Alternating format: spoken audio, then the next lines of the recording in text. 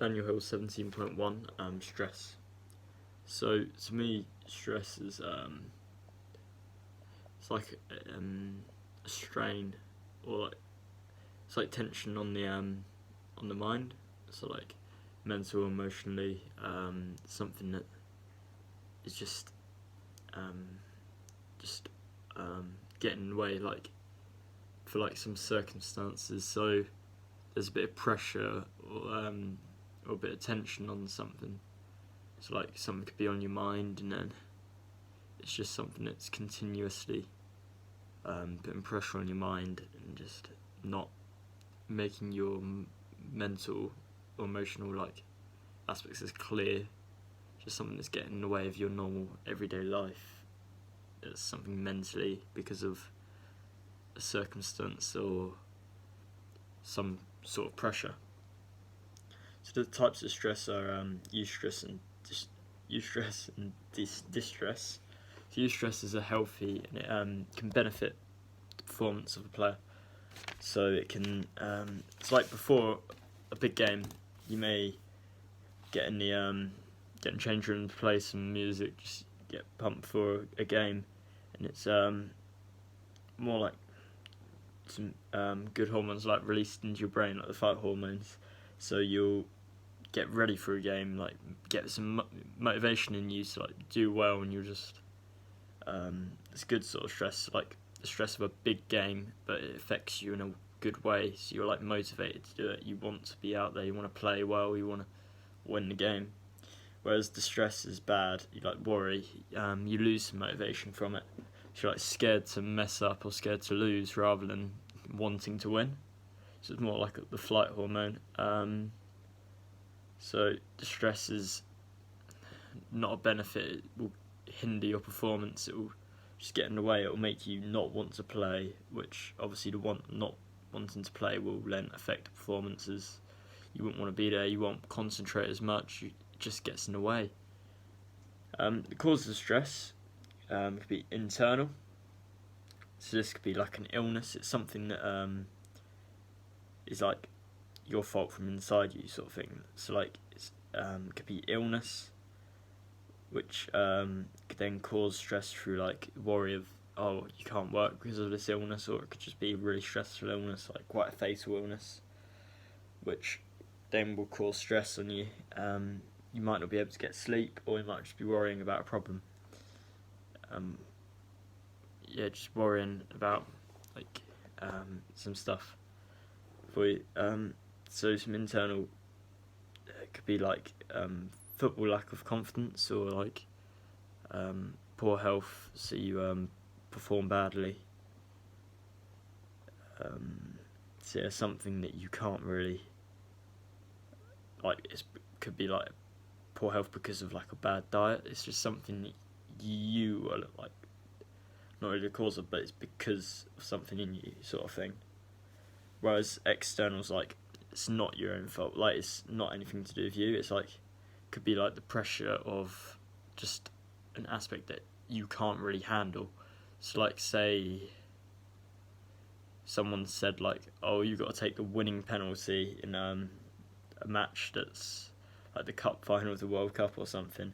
Like the pressure is going to be like, it's going to be a lot of pressure on you, and you can't really, it's the pressure you can't really you have no control over it really. It's something that you can't control. And personal could be like relationships or like kids, just the stress from all of that.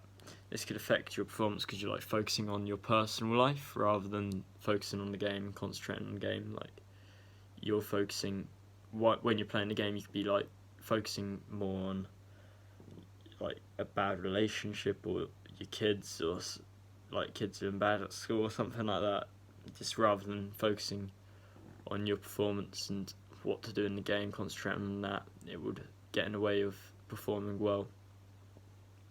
Then occupational, it's just job related, which also interferes with sports performance. It could be from like work, a load of work, lack of sleep because you work too much. It could be anything like that, and that could interfere with your sports performance as well in a similar way to personal. Um, you're just focusing on your work rather than the game, so that you don't perform as well in the game. Then sports environment, so it could be like an important game. It's like the league. You've got to win a match to win the league, and then that the performance then matters so much in the game, and you've just got it will either affect you in a good or a bad way. That sort of stress, or it could be like a new team you've never faced before, and like if you've just been promoted, going up, don't know the standard, and then it's like, oh, it's the unknown. You don't really know how it's going to turn out. Don't know how good they're going to be.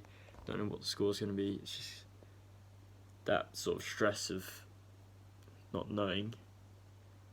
So then symptoms of stress, cognitive is like a bit of overthinking of situations.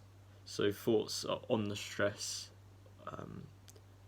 on the stressful situations. Whatever situation is causing you stress, you think about that situation even more.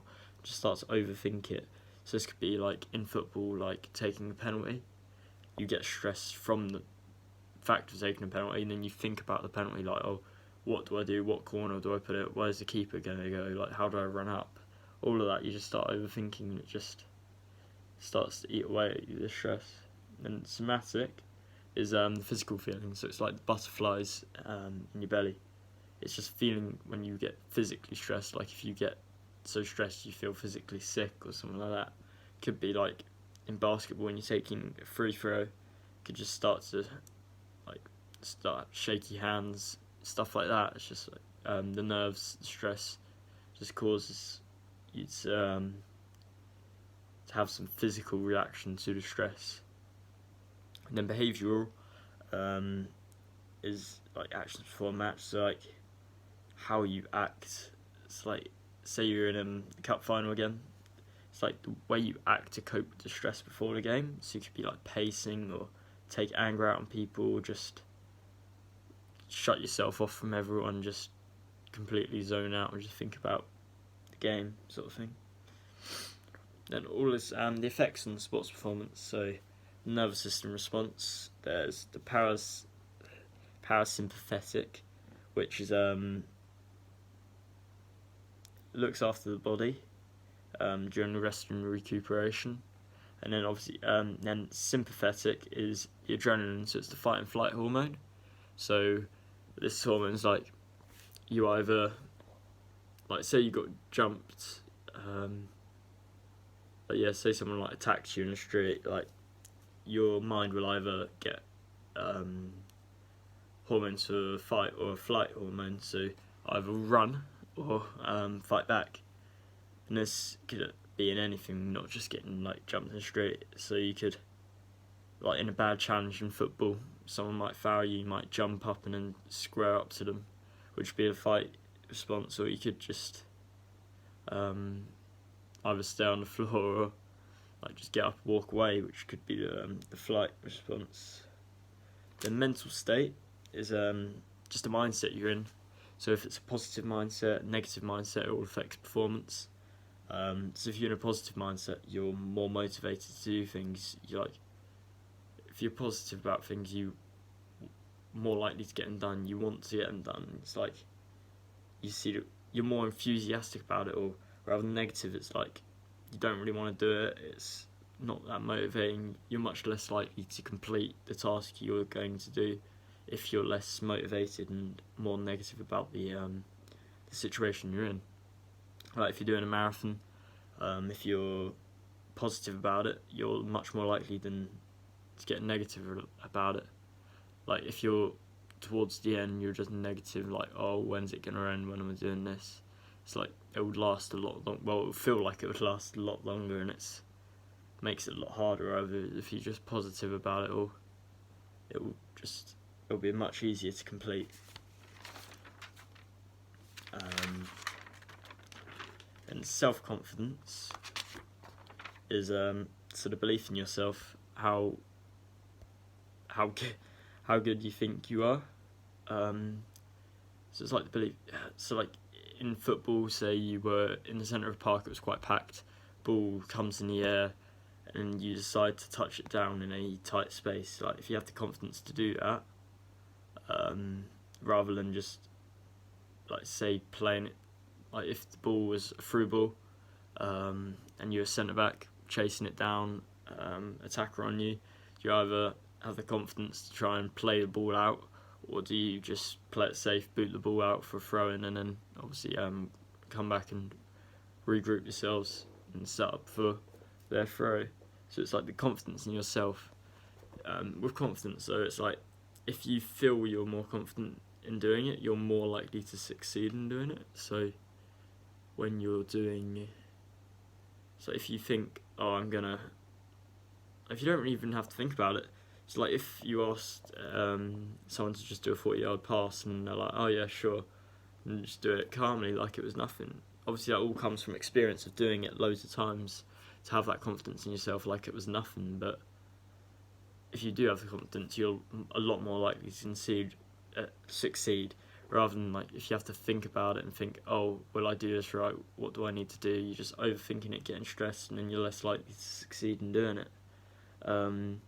It just affects where you do things as well, like your risk taking. So if you're a lot more confident in yourself, you're going to take more risks, stuff like that. And then concentration as well is, the more concentration you have, the more clinical and more like decision making you'll make. Because obviously if you're more concentrated on something, you'll notice a lot more. So if you're concentrating on a game of pool, and then you notice that you could snooker them rather than just going for a risky pot, then you can make that decision to make a better decision by snookering them and then getting the 3 shots to pot later on, rather than risking a pot and then losing the game. So it's like decision making for the game to improve and get the best results out you possibly can.